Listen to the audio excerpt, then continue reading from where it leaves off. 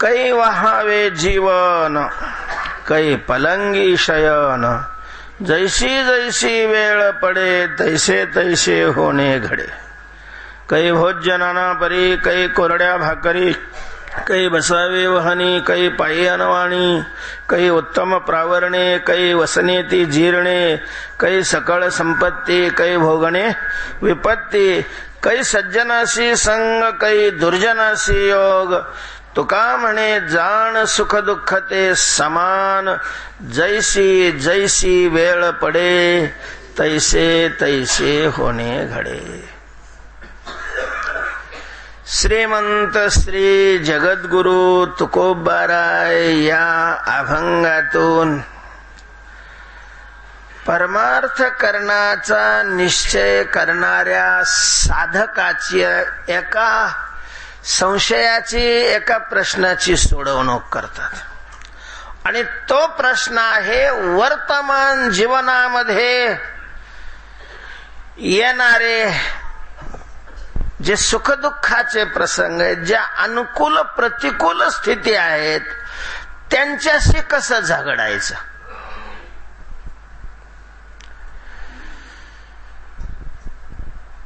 तुकोबारे म्हणतात की तुका म्हणे धरा विठोबाची सोय. भगवंताचा संबंध ज्या साधनाने होतो अशा प्रकारच्या साधनाचा तुम्ही आश्रय करा. नामचिंतन करा, अमकं करा, तमकं करा, सगळं करा. त्याच्यामुळं शेवट गोड होईल. जरी करणे असेल गोड शेवट का. ते झालं, शेवटचं झालं. आताच काय. सर्वसामान्य माणसं, बद्ध माणसं, अगदी स्पष्ट सांगायचं तर क्षुद्र माणसं ही वर्तमानाला महत्व देतात, परिणामाला नाही, भविष्याला नाही. मोठी माणसं, शहाणी माणसं ही वर्तमानाला महत्व देत नाहीत, परिणामाला महत्व देतात. सगळ्यात मोठा फरक आहे. त्यामुळं परिणामाचं साधन तर तुम्ही सांगितलं, त्याचा परिणाम गोड आहे, त्याचा परिणाम चांगला आहे, त्याचं साधन तुम्ही सांगितलं, ते करायचंही सांगितलं. पण वर्तमानाचं काय. महाराज, सर्वसामान्य तुमच्या आमचा सगळा जीवनाचा हा भाग आहे, हा वर्तमान गोड करण्यामध्येच संपून जातो. आम्हाला परिणामाकडे लक्ष द्यायला वेळही मिळत नाही. लक्ष द्यावं अशा प्रकारची सद्बुद्धी होत नाही, कारण तेवढं पुण्यच नसतं. आम्हाला शब्दाचा अर्थ तुमच्या लक्षात आला असेल. आम्हाला मी हे जे सर्वनाम वापरलं, कारण सर्वनामाला स्वतःचा काही अर्थ नसतो. नामाबद्दल अशा प्रकारचं सर्वनाम येत असतं, तर आम्हाला या शब्दाचा अर्थ ह बाप, आम्ही कीर्तन करणारे, भजन करणारे, सगळ्या जगाला सन्मार्गाला लावणारे. महाराज, आम्ही सुद्धा आमच्या जीवनामध्ये परिणामाला किती महत्व देतोय आणि वर्तमानाला किती महत्व देतोय. बघा जरा आपापल्या जीवनाच्या वह्या तपासून की आपणही आपल्या वर्तमान जीवनाला किती महत्व देतो आणि परिणामी जीवनाला किती महत्व देतो. आणि वर्तमान जीवनाला महत्व देत असो तर आपण पामर आहे हे लक्षात ठेवा. जरी लोक पाया पडत असले आपल्याला, जरी लोकांनी आपल्याला गुलावला असला तरीही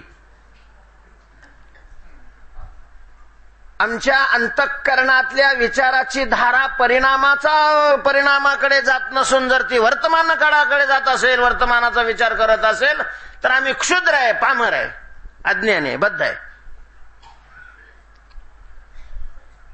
अहो ती टेस्ट ठीक आहे हो, तुम्ही काय म्हणायचे ते म्हणा, बसलेले आहे तुम्ही आसनावर.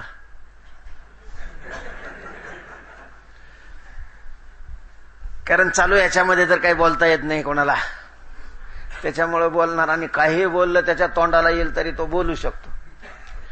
आता आपण ऐकायचं घ्यायचं की नाही घ्यायचं ह्याच्यात स्वतंत्र असतो, पण मुख्य महत्वाचा प्रश्न आहे की परिणामी प्रतिकूल परिस्थिती जिच्या निवारणाकरता बहुतेकांचं सगळं आयुष्य बर्बाद होतं, खर्च होतो, व्यर्थ जातं, काय जसं जातं ते जातं, तर त्याचं काय करायचं? असं तर नाही की तुम्ही परिणाम गोड करण्याकरता म्हणून साधनेला लागले, त्याला वर्तमान प्रतिकूल परिस्थिती येत नाही, त्याला वर्तमानाचा संबंधच राहत नाही, असं आहे का? वर्तमान अनुकूल प्रतिकूल तर परिस्थिती येऊन त्याच्यावरही आढळणारच ना. मग त्यांनी त्याच्याकरता काय करायचं याच स्पष्ट उत्तर तुकोबारायांनी या अभंगामध्ये दिलेलं आहे. अनेक अभंगामध्ये दिलेलं आहे, याही अभंगामध्ये दिलेलं आहे. तुकोबाराय म्हणतात की अशा परिस्थितीमध्ये म्हणजेच परिणामाचा गोड करण्याचा निश्चय ज्यांनी केलेला आहे अशा साधकांनी आणि ज्यांचा परिणाम गोड झालेला आहे असे महात्मे अशा वेळेला काय करतात आणि अशा वेळेला काय करावं? महात्मे काय करतात तसं साधकाने करावं, कारण महात्म्यांच्या स्थितीचं साधकाने साधन म्हणूनच काय करायचं असतं? उपयोग करायचा असतो, वापर करायचा असतो. जी सिद्धाची लक्षणे ती साधकाची साधने. मग काय करतात महात्मे? काय करावं साधकाने? तुकोबाराय म्हणतात महात्मे काय करतात आणि साधकाने काय करावं ऐक, जाण. कै वहावे जीवन, कै पलंगी शयन, जैसी जैसी वेळ पडे तैसे तैसे होणे घडे. वर्तमान जीवनामध्ये जसा प्रसंग येईल त्या प्रसंगाला अनुकूल मानून घ्यावं, त्याला अनुसरावं, त्याच्या दिशेनं अशा प्रकारचं व्हावं, त्याला अवरोध करण्याचा प्रयत्नच करू नये, मग अडचणच येत नाही. आम्ही काय करतो? आमच्या इच्छेप्रमाणे वर्तमानाला दिशा देण्याचा प्रयत्न करतो. वर्तमान दुर्बल असेल तर प्रयत्नाला यशही येतं, वर्तमान सबल असेल तर कसेही प्रयत्न केले तरी त्याला यश येत नाही, आणि त्याच्यातच आमचं आयुष्य सगळं संपतं महाराज, त्याच्यातच आमचं आयुष्य संपतं. या आयुष्यात आपल्याला काही वेगळं करायचंय, हे वेगळं करण्याकरता हे आयुष्य आम्हाला मिळालेलं आहे. भगवंताची अत्यंत उत्कृष्ट अशा प्रकारची कृती मानव देह आहे. या सगळ्या संकल्पनेला काळेमा पुसला जातो.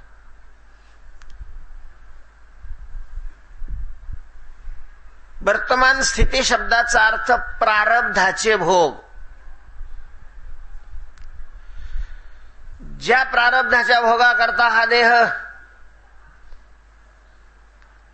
दिला गेलेला आहे त्या प्रारब्धाचे भोग. तुकोबाराय म्हणतात अगदी त्याला दोन्ही दरवाजे मोकळे करून द्यावे. याचाच अर्थ आहे की ठेविले अनंते तैसेची राहावे. जैसे जैसे होणे घडे याचाच दुसरा अर्थ, जैसे जैसे होणे घडे हे कर्मयोग्या करताय, ज्ञान योग्या करताय, आणि भक्त योग्या करता ठेविले अनंते तैसेचे राहावे. तो काय म्हणे? ठेवी तैसे आम्ही राहो त्याचे इच्छे. अर्थात तो कसा ठेवतो तसं कर्म असेल तसा, जशी परिस्थिती असेल. मग म्हणले का समजा प्रयत्न केला तर वर्तमान बदलतं का? म्हणजे प्रतिकूल परिस्थितीच्या विरोधात आपण जर ठामपणे उभा राहिलो तर प्रतिकूल परिस्थिती टळू शकते का? माणसाचा प्रयत्न कशा करता असतो? त्याच्याच करता असतो. तर याचं उत्तर असं आहे की कर्म सिद्धांत असा आहे की प्रारब्ध कर्म भोगूनच संपावा लागतं, आणि हा अटळ नियम आहे. ईश्वराचा तो संकल्प आहे. आणि या संकल्पामध्ये देव सुद्धा स्वतः करता सुद्धा कधी ढवळाढवळ करत नाही. महात्मेही कधी याच्यामध्ये ढवळाढवळ करत नाहीत. कारण महात्म्याच्या दृष्टीनं, देवाच्या दृष्टीनं प्रारब्धाचा भोग क्षुल्लक भाग आहे. आम्ही त्याचा फार मोठा भाऊ केलेला आहे. मी म्हणतो तसं झालं पाहिजे. आम्ही आमच्या मी मध्ये एवढी हवा भरलेली असते की ते फुटलं तरी चालेल, पण आम्ही त्याचा समझोता करून घ्यायला कधीच काय नसतो, तयार नसतो. हाच आपला पामरपणा आहे. मोठी माणसं त्याला म्हणजे प्रतिकूलतेलाही महत्व देत नाहीत आणि अनुकूलतेलाही महत्व. बऱ्याच पुराणामधून आपल्याला हेच शिकायचं असतं. नुसत्या गोष्टीकडे लक्ष नाही द्यावं पुराण श्रवण करत असताना.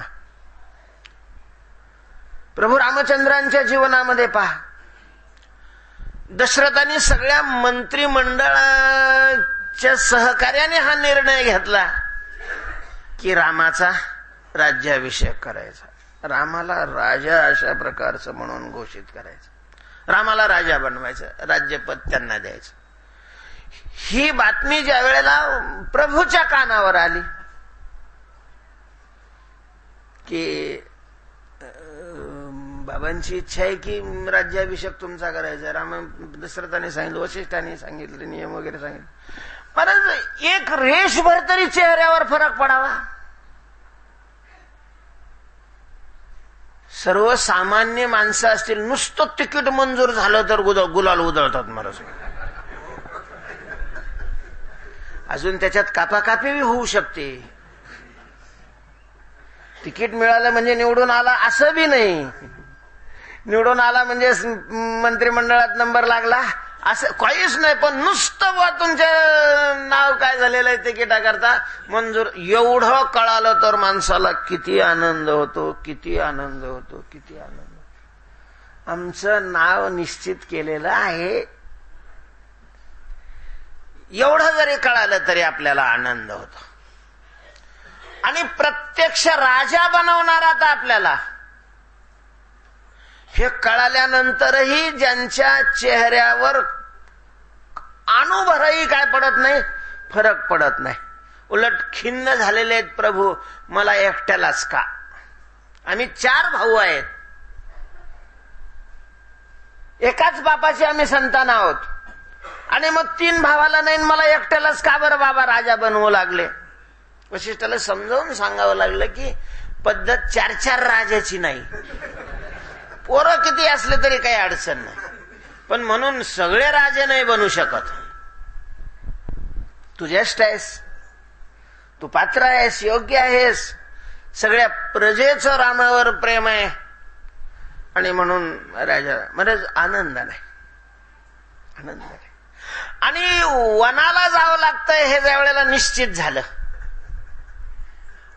म्हणजे ज्यावेळेला राम राजा होणार त्यावेळेला अख्खी अयोध्या नुसती आनंदाने उड्या मारत होती. राम नव्हते, राम तसेच होते, पण सगळी अयोध्या, सामान्य अयोध्येमध्ये झाडून काढणारी सुद्धा ती अशा आपल्या खराट्याला तिनं गोंडे बांधलेले होते. इतकी खुश होती ती, माझा राम राजा होणार, माझा राम राजा होणार, माझा राम राजा होणार. सगळेच रामाला माझा म्हणायचे. आणि ज्या वेळेला हे कळालं की राम वनवासाला जाणार आहेत, सगळे अयोध्या दुःखामध्ये लोळत होती महाराज.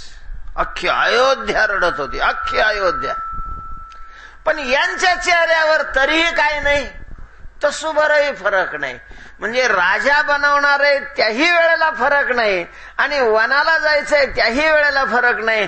उलट प्रभूंचं वाक्य आहे की माझं तर चहूबाजूने कल्याण होऊ लागलेलं आहे, चहूबाजूने कल्याण होऊ लागलेलं आहे. आईची इच्छा पूर्ण होते, वडिलांचं वचन सार्थ होतंय, माझ्या भावाला राज्य पद मिळतंय, आणि वनाच्या निमित्ताने साधू संतांची ऋषीमुनीची संगती मला प्राप्त होते, माझं तर कल्याणच कल्याण आहे.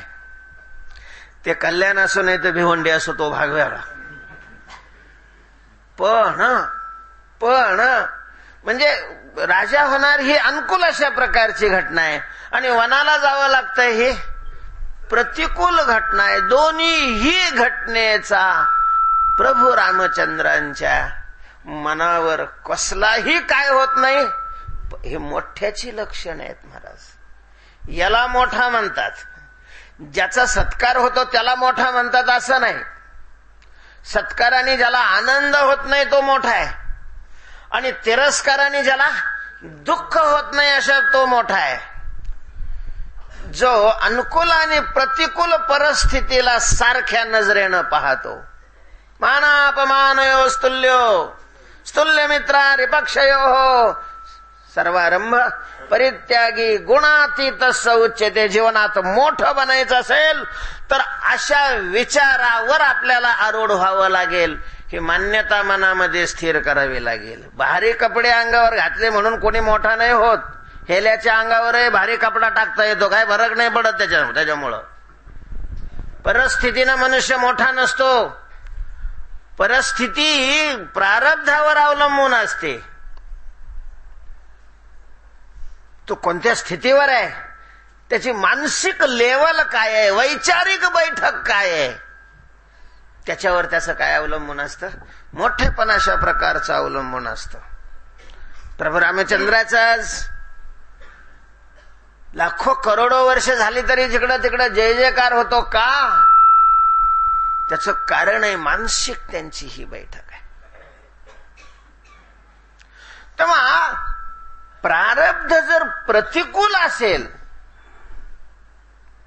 आणि ते जर बलवत्तर असेल तर कितीही प्रयत्न केले तरी आपण त्याला बदलू शकत नाही बदलू शकत.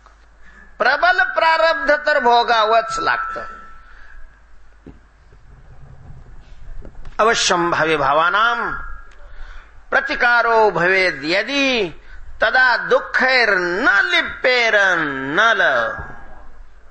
राम युधिष्ठिर हा महाराज प्रारब्ध जर प्रबल असेल तर तशा प्रकारची बुद्धी त्याला निर्माण करतं, बुद्धी देतं.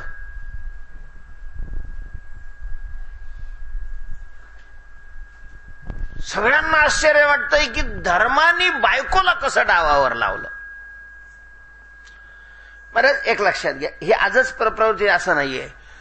त्याही कालामध्ये महाभारतीय युद्धामध्ये धर्मापेक्षाही दुर्योधनाकडे जास्त अशा प्रकारचे राजेश येऊन सामील झालेले होते.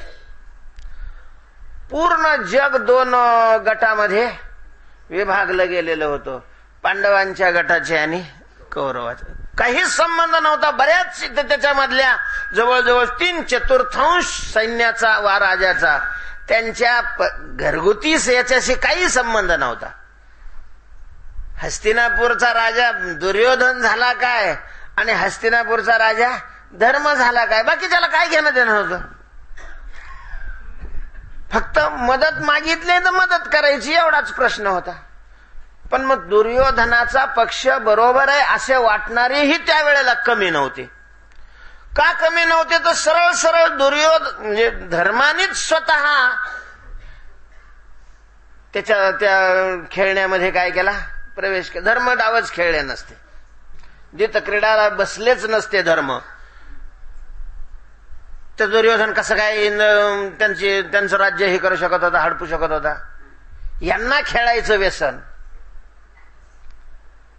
आणि त्याच्यात हरल्यावर पुन्हा आमच्यावर अधर्म करतात आणि अन्याय करतात, हे बोंबलायचं काय कारण आहे. द्रौपदीला डावावर दुर्योधनाने लावलेलं नव्हतं, धर्माने लावलेलं होतं. आणि मग हरल्यानंतर ती त्याची दासी झाली तर त्यानं तिला बोलावलं आणि काही केलं तरी त्याचा तरी काय दोष आहे असा मानणारा त्याही वेळेला मोठा एक वर्ग होता.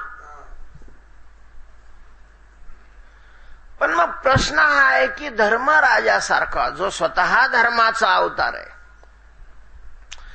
धर्माचेच विचार ज्याच्या अंतःकरणात सतत खेळतात म्हणून त्याला नावही काय पडले, धर्म अशा प्रकारचं पडलं.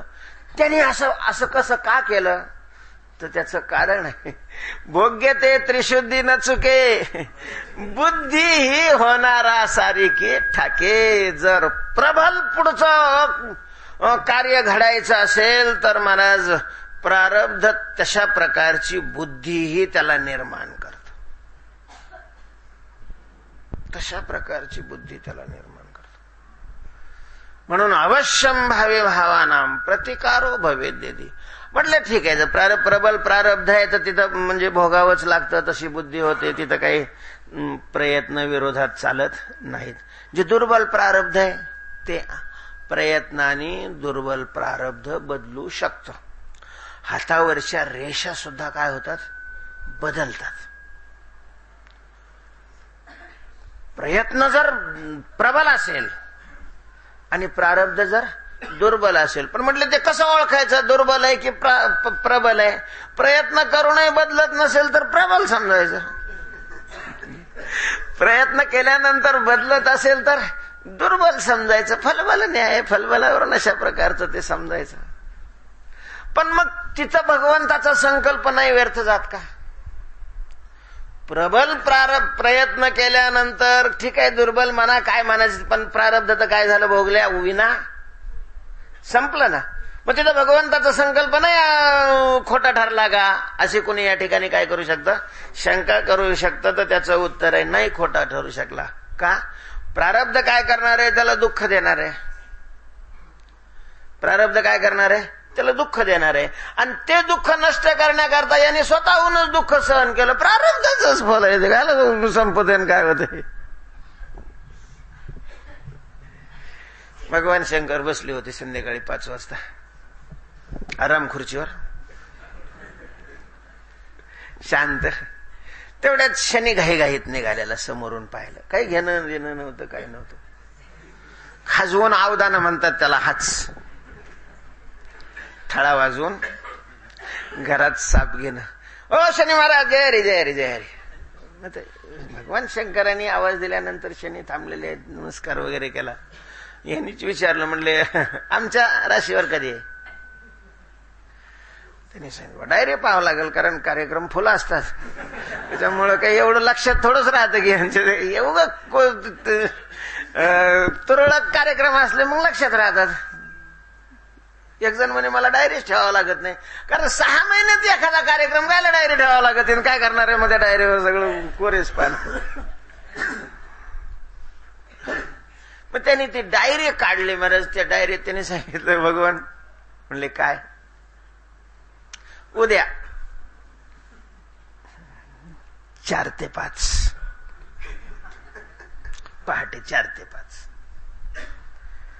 ठीक आहे, ती गेला उगाच. मग आता रे काय करतो कोणाच ठाऊक. शनीचं असं विचित्र काम आहे महाराज.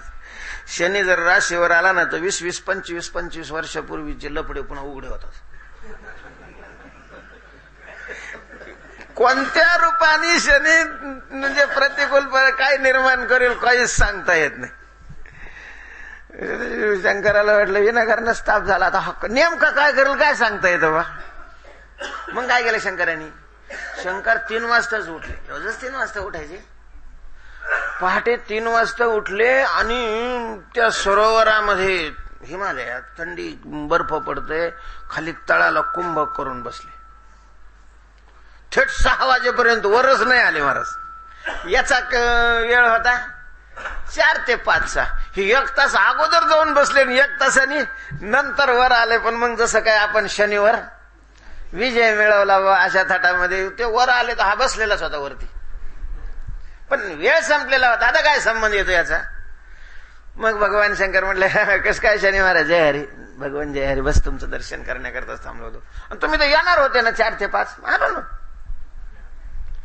पण आम्हाला त्रास तर नाही. वा, त्रास 3 ते 6. 3 ते 6. त्याच्यामुळं शनी कोणतं असं काय नसतं ना. यांनी थोडासा प्रतिकूल घालवण्याकरता किती काही काय घेतला, त्रास घेतला, तर तो त्रास घेणं हेच त्याचं काय झालंय, फल झालेलं आहे. त्याचं काही अडचण नाहीये. पाप जे असतं ते कोणत्या रूपाने त्याला भोगावं लागतं, याचं काही असं निश्चित त्याने हे ठरच करून त्याला भोगावं लागतं तर भोगावं लागतं. मग तुम्हाला त्याच्यात प्रयत्न स्वरूपामध्ये मानायचं की कसं मानायचं हा तुमचा प्रश्न आहे. भोगावंच लागतं महाराज. गरिबी असल्यानंतर विकतच काही घेता येत नाही, पैसेच नसतात म्हणून खायला मिळत नाही. गरिबी असल्यानंतर विकतच काही घेता येत नाही, पैसेच नाही म्हणून खायला मिळत नाही. आणि श्रीमंत झाल्यावर रोग होतात, ते खायला मिळत नाही. हे तर बरोबरच आहे ना, ते कशामुळे होत नाही हा प्रभाग वेगळा आहे. खायला मिळत नाही हे तर प्रारब्धाच काय आहे, फल अशा प्रकारचे. तेव्हा प्रारब्ध तर भोगावंच लागतं. तुम्ही प्रयत्न केला तरी भोगावं लागतं, प्रयत्न नाही केला तरी भोगावं लागतं. पण माणसाची इच्छा असते की आपल्या जीवनामध्ये प्रतिकूल प्रसंग घडू नये आणि म्हणून तो असा जागा असतो महाराज. प्रतिकूल प्रसंग येऊ नये म्हणून सावध असतो. रात्रंदिवस डोळ्यात तेल घालून अशा प्रकारचा उभा असतो. का?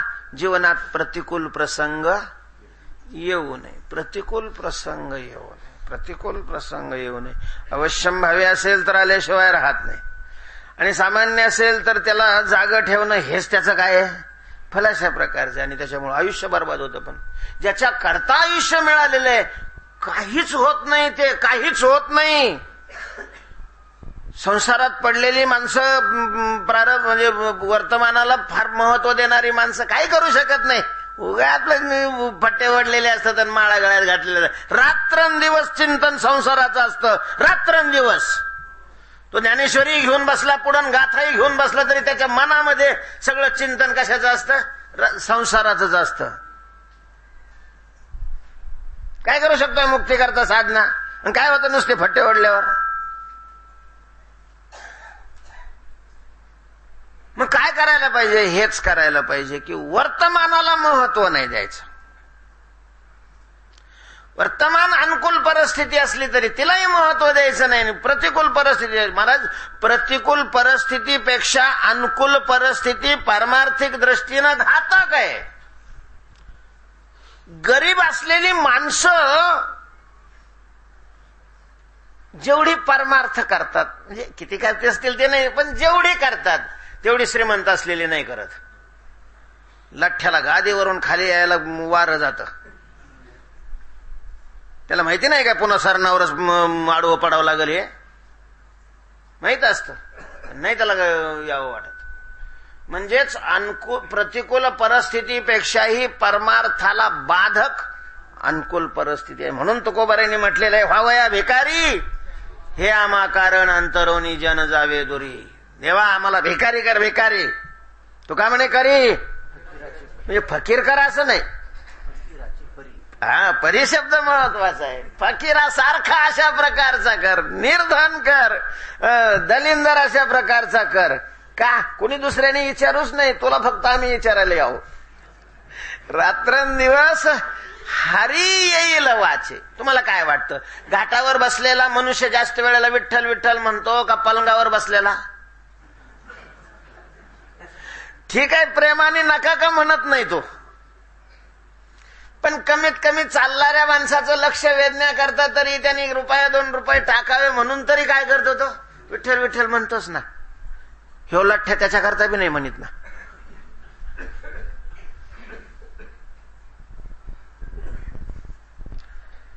परमार्थ करणाऱ्या व्यक्तीने, ज्याला परमार्थ करायचा आहे, ज्याने परमार्थ करण्याचा निश्चय केलेला आहे, त्यांनी वर्तमान स्थितीला कसं तोंड द्यावं, त्याच्यातून कसे अशा प्रकारचा रस्ता काढावा, कसं जीवन जगावं, तुकोबाराय त्याचं स्पष्टीकरण या ठिकाणी करतात.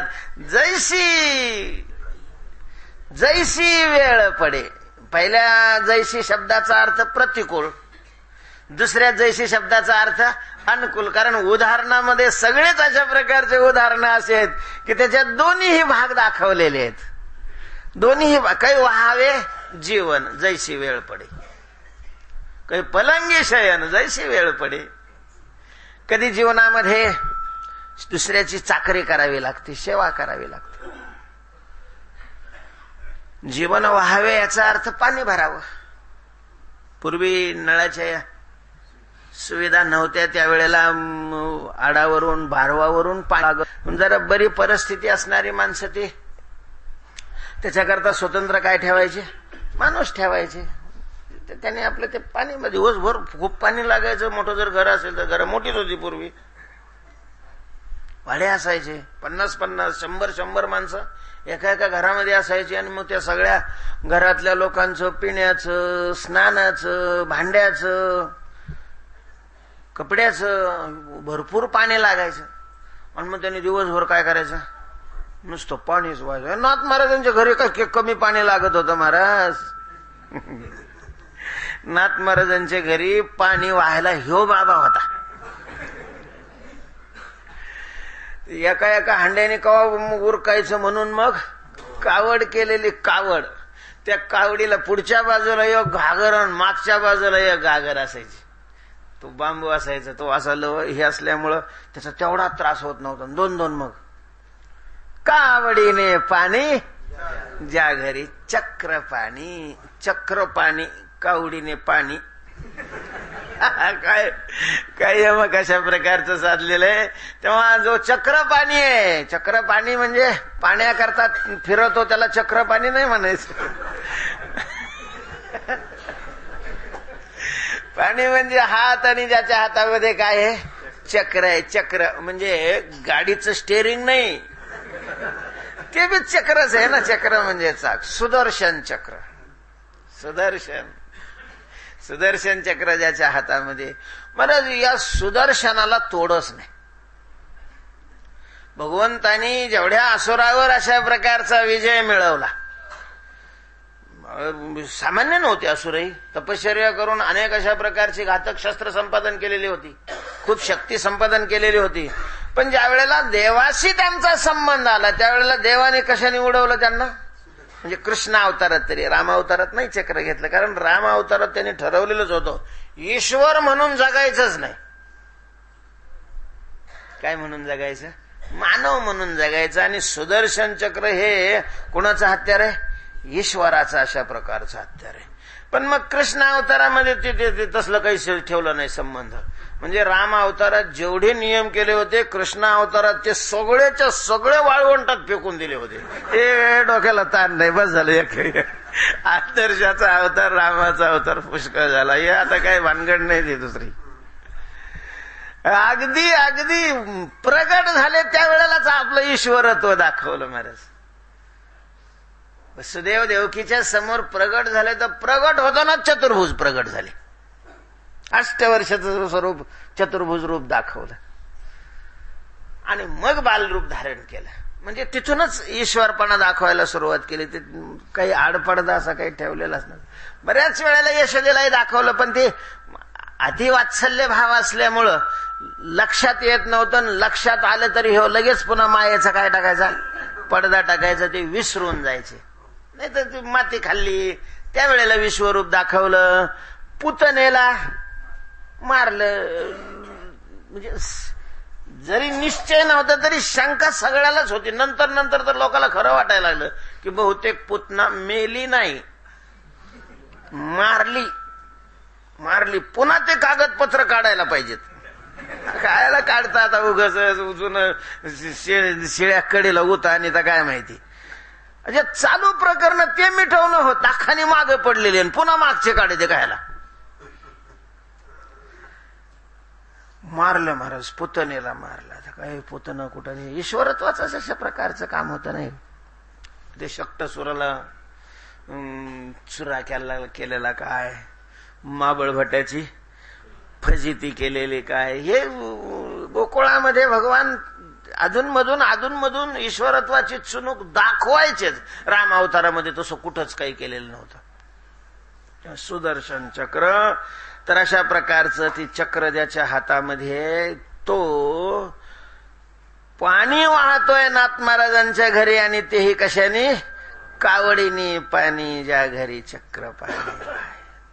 महाराज देवावर सुद्धा वेळ येते हो. कशामुळं का होत नाही?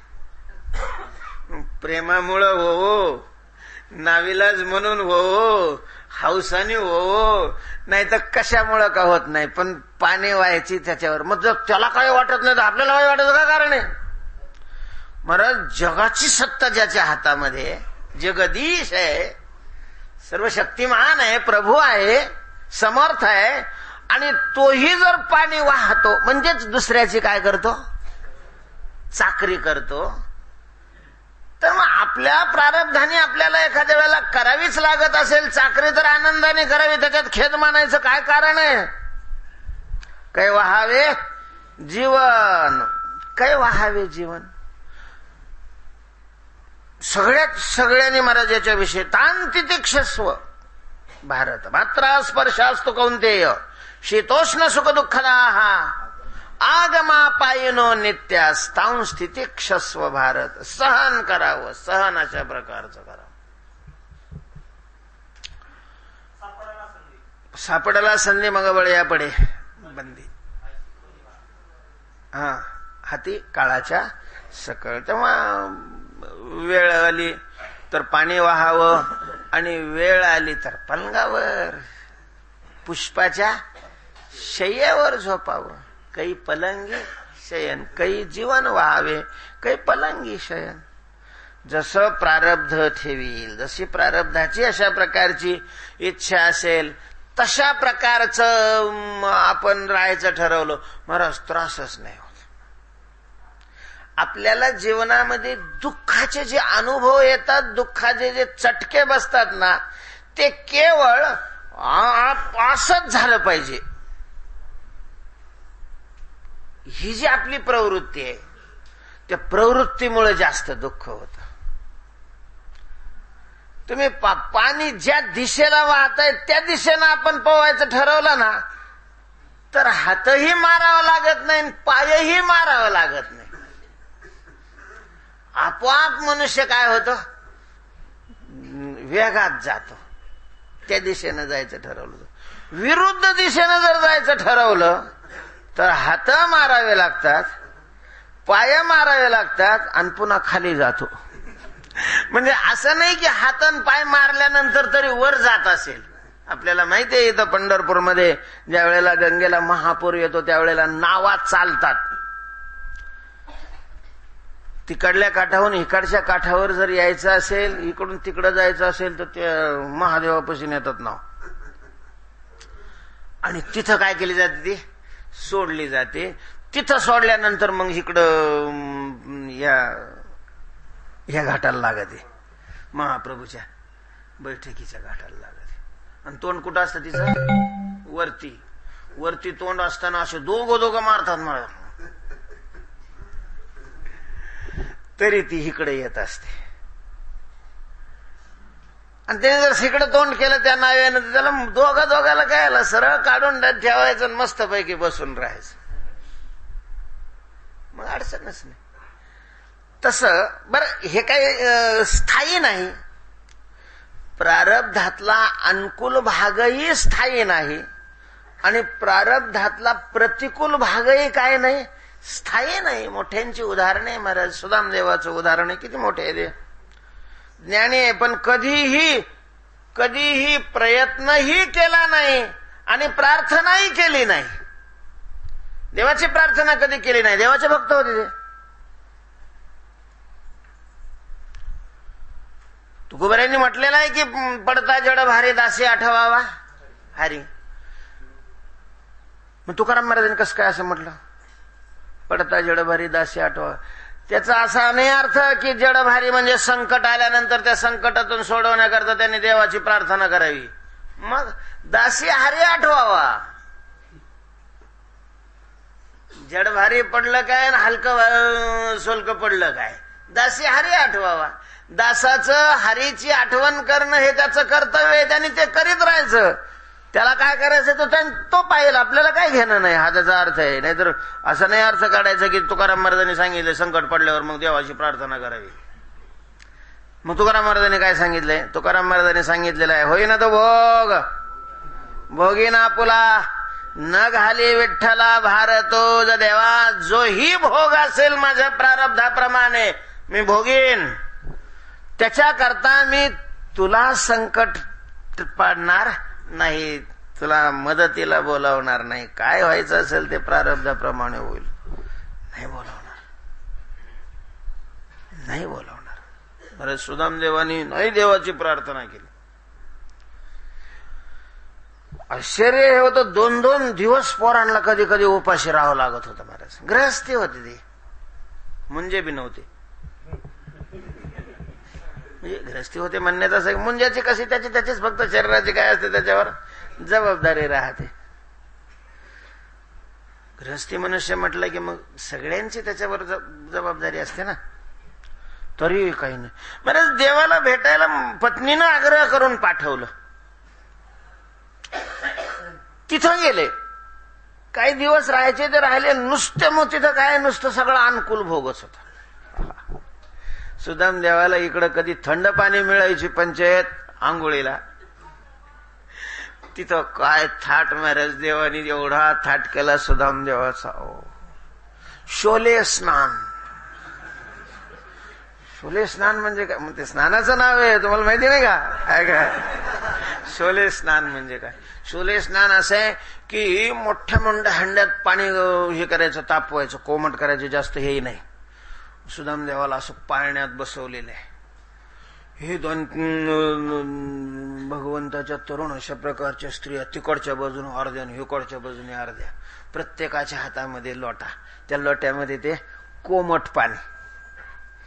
आणि मग काही झोका द्यायचा, तो तिकडं झोका गेला का तिकडल्या स्त्रियांनी पाणी टाकायचं, इकडं आला का इकडल्या स्त्रियांनी पाणी. पाहायला किती काही मग. आणि मग ते बँडवाले ते तर वेगळेच वेगळे. काय स्नान महाराज. ते सुदाम देवाला तोडायचं, देवा काय रे हे काय आहे? म्हणले हा सुखाचा सोहळा, नाही देखील ते मिळे भोग सुखाचे सोहळे. मोठ्याचा इलास आहे महाराज. काय ते स्नान. सुदाम देवाला त्यावेळेला आठवायचं ते फुटका दगड, ते दगडाजवळ ठेवलेलं भांड, काय तो थाट सगळा इकडं. मग पण इकडची आठवण होती, कृष्णा आता जातो मी, तुझी वहिनी वाट पाहत असेल. ठीक आहे म्हटले देवा जाऊ. हो पट्ट्या असा की याला त्याने काहीच दिलं नाही, तिथं काहीच दिलं नाही त्यावेळेस. म्हणजे निघताना काहीच दिलं नाही, इकडे सगळं करून ठेवलं, पण तिथून निघताना काहीच. असं विचित्र महाराज स्वभाव आहे ना, याला तुकाराम महाराजासारखेच पाहिजे. यो बी सुदाम देवासारख्या भक्ताच्या लायकीचा नाहीच आहे हा देव. याला नकरासारखे सुदाम देवासारखेच पाहिजे. महाराज काहीच दिलं नाही. दिलं तर नाही, तिथे गेल्या गेल्या तिथले कपडे दिले होते आणि त्याचे कपडे बाजू पण ते तसेच ठेवलेले होते जपून.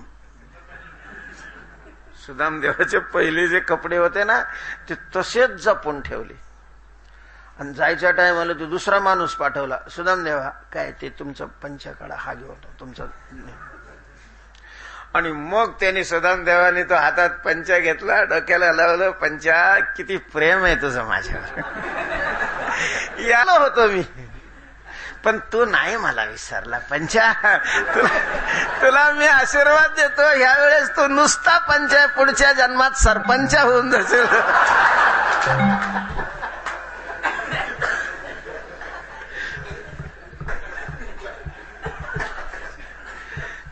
कसं काय सुदाम देवाने आनंदाने तो काय केलेला आहे, परिधान केलेलं आहे आणि तिथून निघालेले आहेत.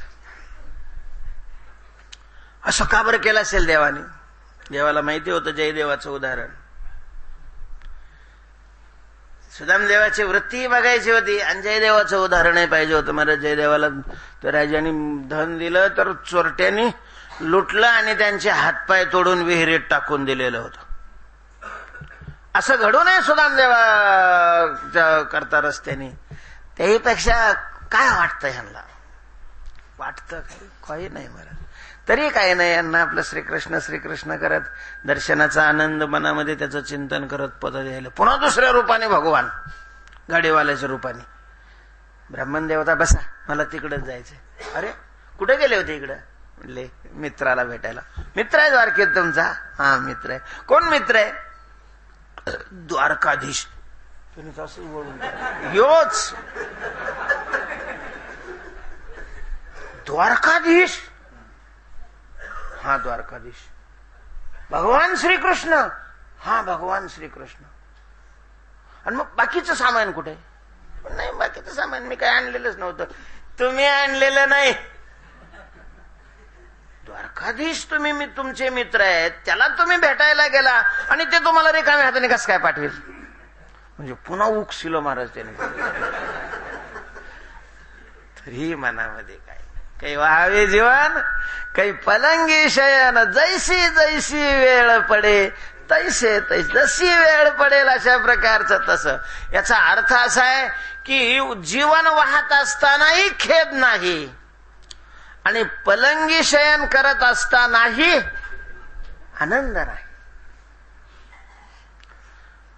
पाणी वाहण्याच्या स्थितीत ज्या वेळेला जीववृत्तीची स्थिती, तीच पलंगावर झोपत असताना स्थिती. तुम्ही कर्मयोगी असले तरी तुम्हाला वृत्ती अशीच बनवावी लागेल. सुख दुःखे समय कृत्वा लाभालाभो जया जयो ततो युद्धाय युज्यस्व योग कर्मसु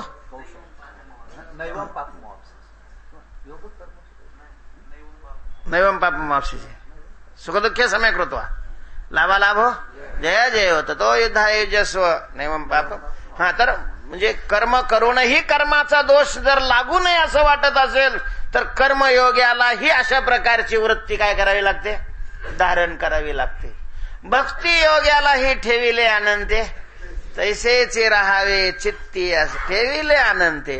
अनंताची इच्छा आहे, पायीच जायला पाहिजे. गाडी फिडी काय नाही, एसटी सुद्धा नाही, चाल पायी जाता नाही, तीच स्थिती असावी. आणि मग एसीत बसलं तरीही तीच स्थिती असावी. तर भक्त. एसीत बसल्यावर जर आनंद वाटत असेल तर भक्त नाही, पामर आहे. कारण ठेविले अनंत नाही. ज्याला एसीत बसल्यानंतर आनंद होतो त्याला चालायला लागल्यानंतर काय होतं हे फोटो काढून त्याच्या फोटोत पावतो बडाकडं. अनुकूल परिस्थितीत ज्याला आनंद होतो त्याला प्रतिकूल परिस्थितीत निश्चितच दुःख झाल्याशिवाय राहत नाही. स्तुती केल्यानंतर ज्याला आनंद होतो, निंदा ऐकल्यानंतर त्याला निश्चितच दुःख झाल्याशिवाय राहत नाही. मान मिळाल्यानंतर ज्याला बरं वाटतं, त्याचा अपमान झाल्यानंतर निश्चितच डोक्याला धरल्याशिवाय तो राहत नाही. भक्तांनीही भक्तीची साधना करत असताना या अनुकूल आणि प्रतिकूल घटकांना समान अशा प्रकारचं मानलं पाहिजे. ज्ञानयोगी तर मानतच असतो, काही प्रश्नच नाही. ज्ञानयोगी तो मानतच असतो. निंदी कोणी मारी, वंदी कोणी पूजा करी, माझं हेही नाही तेही नाही, वेगळा दोही पासोनी. देह भोग भोगे घडे, देह भोग भोगे घडे. देहाचा भोग प्रारब्ध रूपी भोगामुळे काय होतोय? घडतोय. म्हणून जे जे जोडे ते बरं, जे काही मिळेल ते जैसे जैसे जैसी जैसी वेळ पडे तैसे तैसे होणे घडे. मग काय काही भोज्य नाना परी. कधी असेही प्रसंग असतात का पक्वान्न नाही, पक्वान्न पंचपक्वानाचं ताट असतं कधी पुढं. नाना परीचे काय असतात? भोज्य, भोजनाचे विषय आहेत. श्रीखंड आहे, गुलाबजांबू आहे,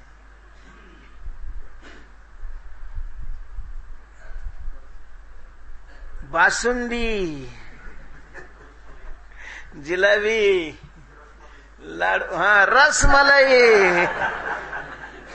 म्हणजे असे भोज्य नाना परी भोज्य आहे. पण काही रोज नाही. म्हणजे रोज असले एखाद्याचं तर मग शुगर, मग त्याला नंतर पिवळीची भाकर. म्हणून काही भोज्य नाना परी, कधी नाना प्रकारचे भोजन. काही कोरड्या म्हणजे भाजी सुद्धा नाही त्याच्यावर. चटणी असली तर भाग्याने, अन्यथा मीठ. आणि भाकरी ही ताज्या नाही, कोरड्या. त्याच्यातला रस काय झालेला आहे, निघून गेलेला आहे. वाळलेले असे प्रकारचे तुकडे. पंढरीचे वार करी शिळे तुकडे पार. काय होतं, पूर्वी माणसं बाहेरचं खात नव्हती.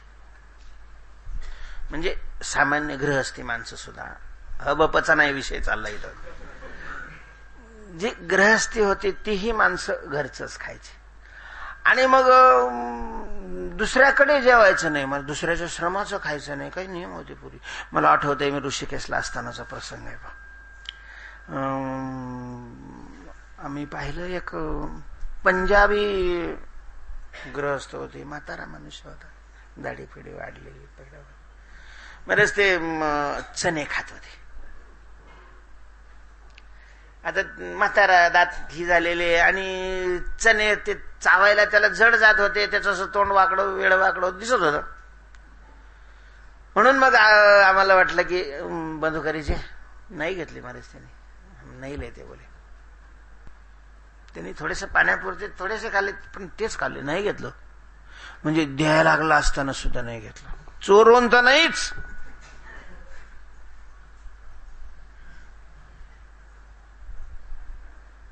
द्यायला लागलं. आमच्याकडे पंक्तीला बसल्यावर चपात्याच्या मागडे.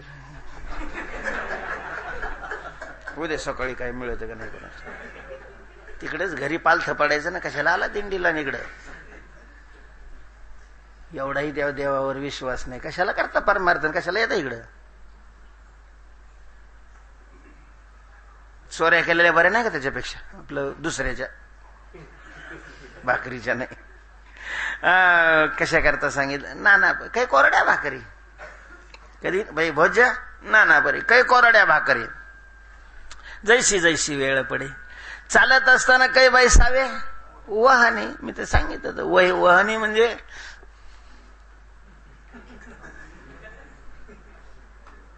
हवाई जहाज, प्लेन. महाराज कधी चालत होते लक्षात बी येत नाही. चढायला आणि उतरायला वेळ लागतो, मधल्या यायला वेळ. भारतात कुठंही जायचं असलं विमानाला लय झालं तर तासभर लागतं, तास दीड तास. कोणत्याही टोकानं कोणत्या टोकाला. आता बाहेरच्या देशाचा काय आपण प्रवास केलाच नाही म्हणा. पूर्ण म्हणजे विमानतळ सुद्धा एसी असतं. विमानतळाची सुविधा अशी असतात, तिथं हात धुवायचा असेल तर ते हेवी फिरवावं नाही लागत. नुसता हात केला की पाणी सुरू होऊन जातं, हात बाजूला केला की पाणी बंद होऊन जातं. काही सोयी राजावरच. तिकीट दाखवलं की दरवाजे उघडतात.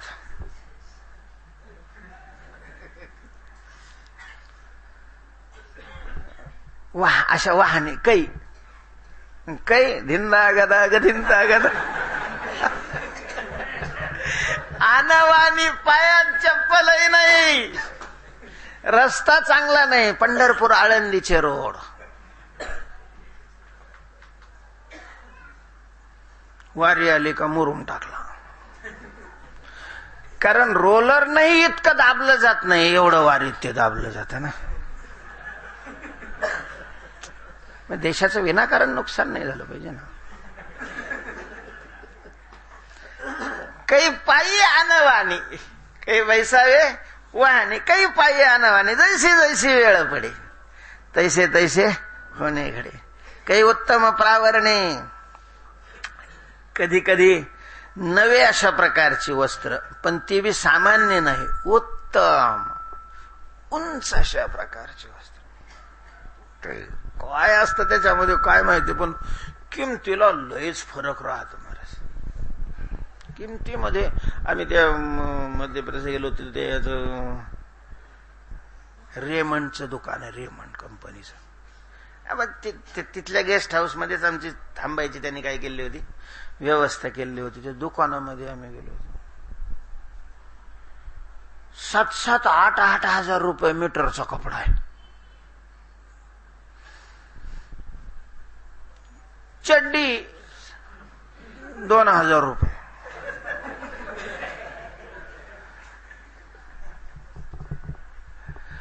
कसे असतील काय माहिती, आम्ही काही घेतले नाही म्हणा, कारण आपण वारकरी.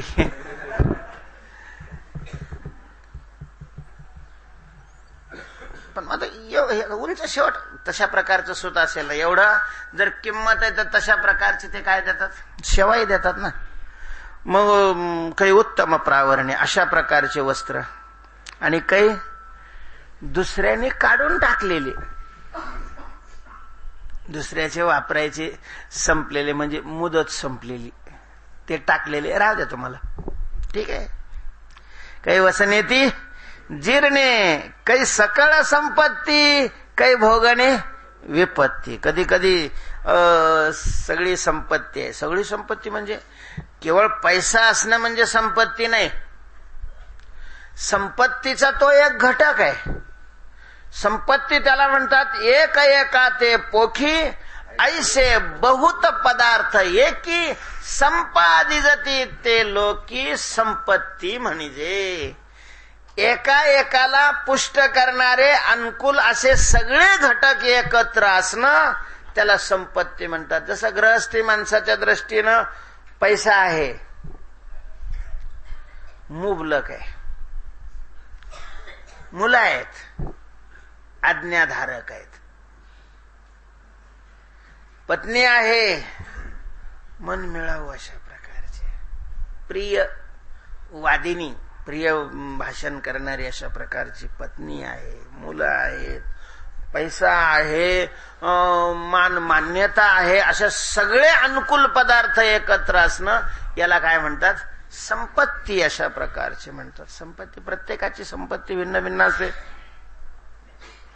पारमार्थिक मनुष्य आहे, त्याची संपत्ती काय आहे, त्याग आहे, वैराग्य आहे, ज्ञान आहे, विवेक आहे, शांती आहे. योगाची संपदा त्याग आणि शांती, उभयलोकी कीर्ती 16 मान. प्रत्येकाची गायक असेल एखादा, मग गायकाची संपत्ती कोणती, गायक असेल तर स्वरामध्ये नैसर्गिक माधुर्य आहे.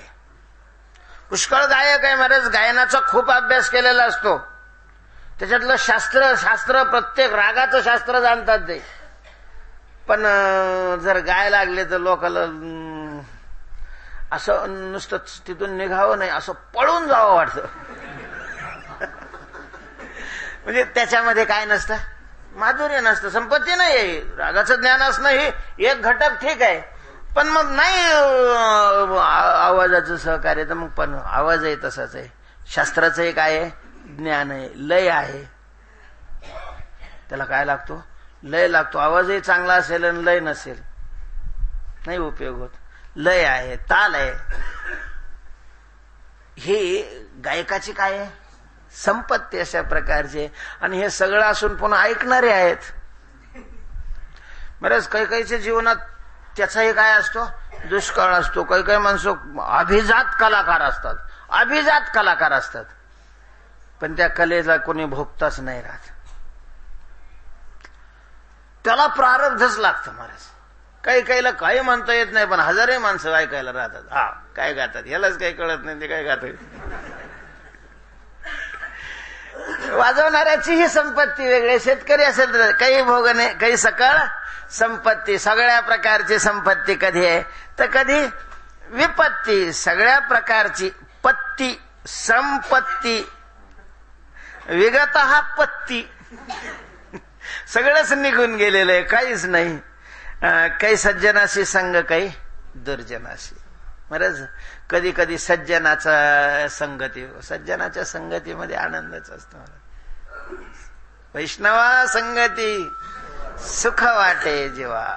वैष्णवाच्या संगतीमध्ये आनंद, सुख वाटे ठाई बहुपाई संतांचे. आनंदाचा आनंद असतो, पण सतत संतांची संगती प्राप्त होईल असंही नाही.